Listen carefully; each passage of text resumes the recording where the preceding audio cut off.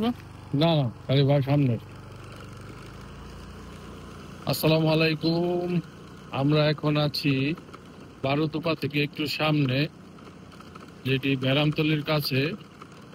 এই পাশটা যদি দেখি, সুন্দর ধান ক্ষেত এবং শাল গজারির বন।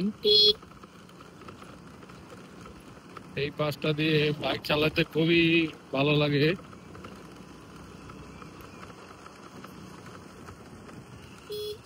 রাস্তাটা মোটামুটি ঠিক করা হয়েছে অনেক দূর।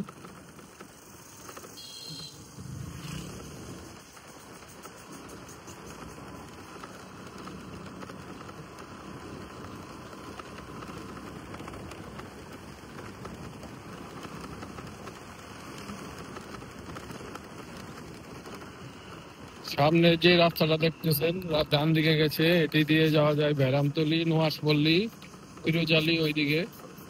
আর বাম দিকে দিয়ে চলে গেছে বারুতোপা বাজার। এই পাশটা যদি দেখি, শাল গাছে প্রচুর ফুল এসেছে, একটা অন্য ধরনের সুঘ্রাণ আছে এখন বাতাসে। এই রাস্তা থেকে পিরোজালি যায় না? হ্যাঁ, এই রাস্তা দিয়ে পিরোজালি নোয়াশপল্লীতে যাওয়া যায়।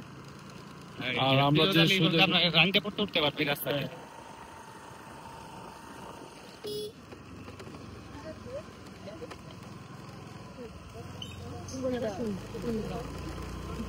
এখন আমরা বারুতোপার দিকে যাচ্ছি।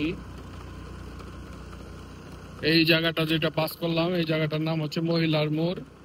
আরেকটা নাম আছে খেতাবি, সেটা আমরা নাই বলি ভিডিওতে।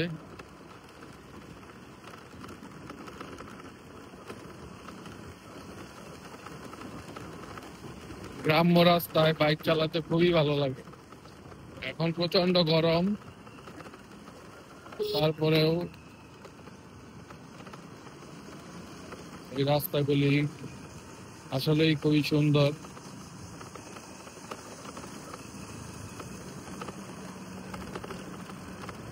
এই জায়গাটা দেখুন কতটা সুন্দর।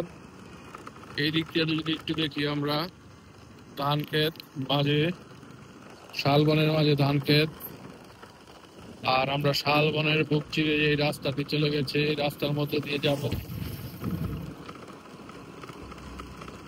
আপনারা যারা ঢাকা থেকে আসতে চান, তারা মাওনা চৌরাস্তা এসে ওখান থেকে মাওনা বাজার রোড ধরে বারুতোপায় এসে এই রোডে আসতে পারেন।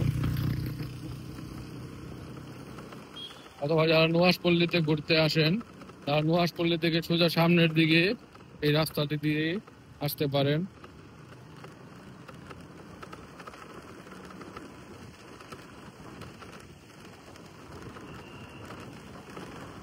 আমাদের গাজীপুর বিখ্যাত হচ্ছে শাল গজারির বনের জন্য।